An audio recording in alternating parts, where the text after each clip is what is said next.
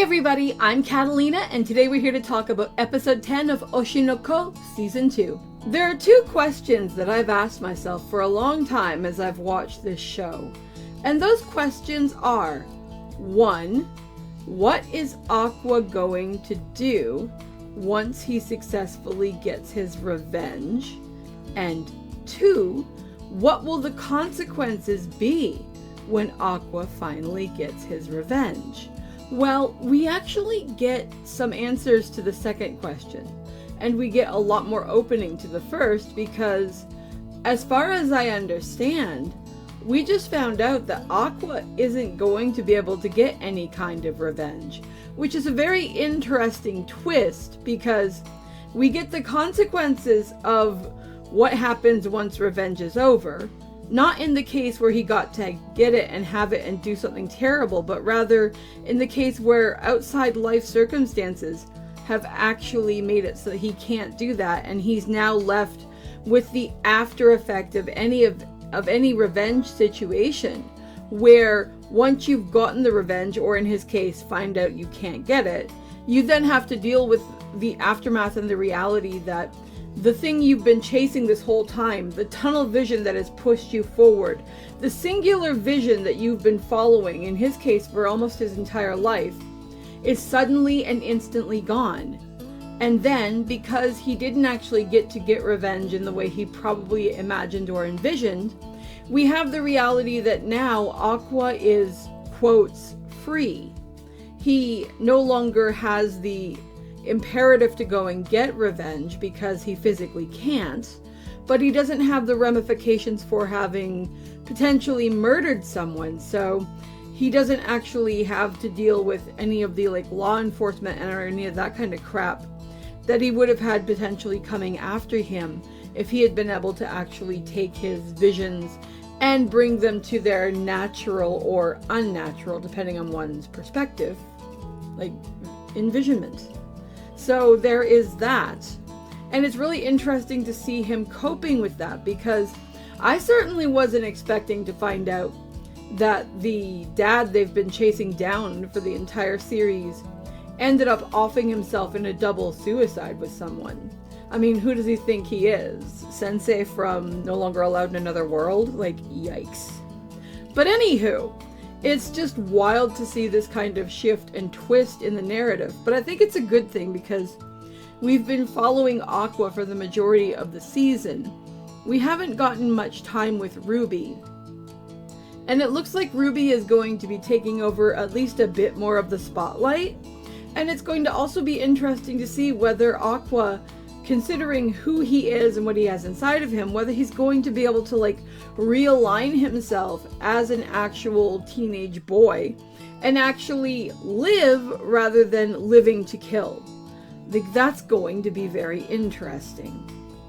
The next thing that we saw in this episode that was interesting and quite fun is the idea of the room tour that the girls are talking about filming, and how uncomfortable Kana was with that until she realized that she could take it as a tax return. And this shows just the kind of experiences that Kana has had growing up, and the kinds of experiences that she has been forced to deal with as a child actress, and then as a young woman whose initial fame kind of started to fade off and flake off.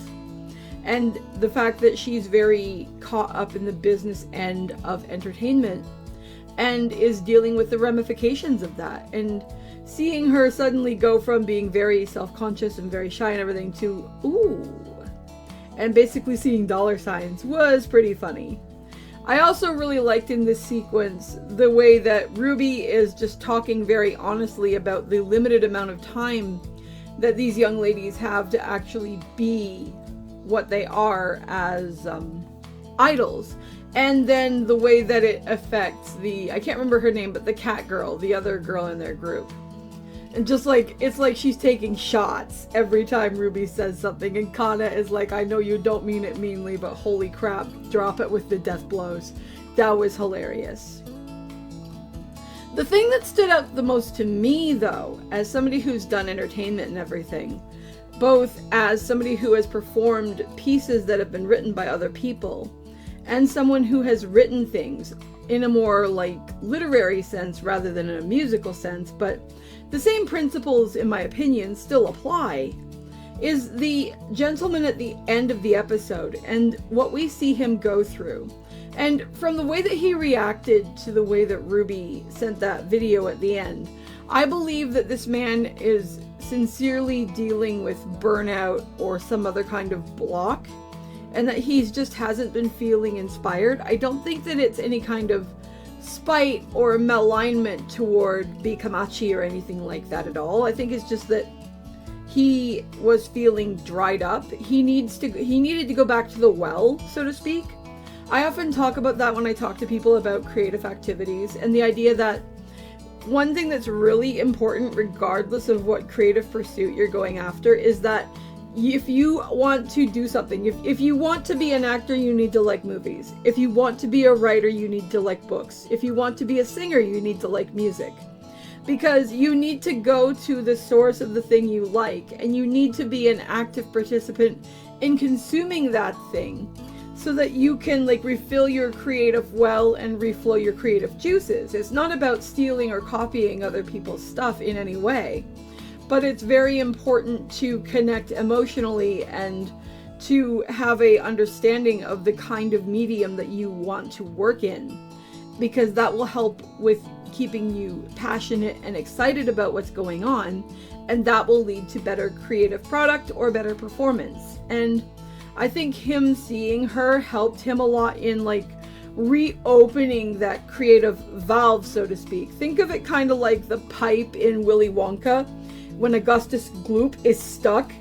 This man had like a block artistically, and seeing Ruby was like the chocolate going up and just going boosh and freeing him.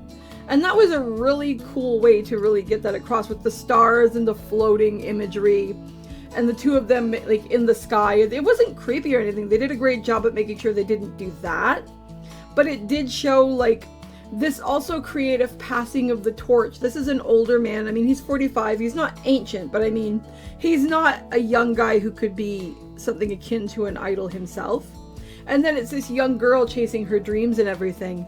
And it's the connection, the like melding of minds between her sending that video and that performance, and then him getting inspired from seeing her and seeing who he's making the product for.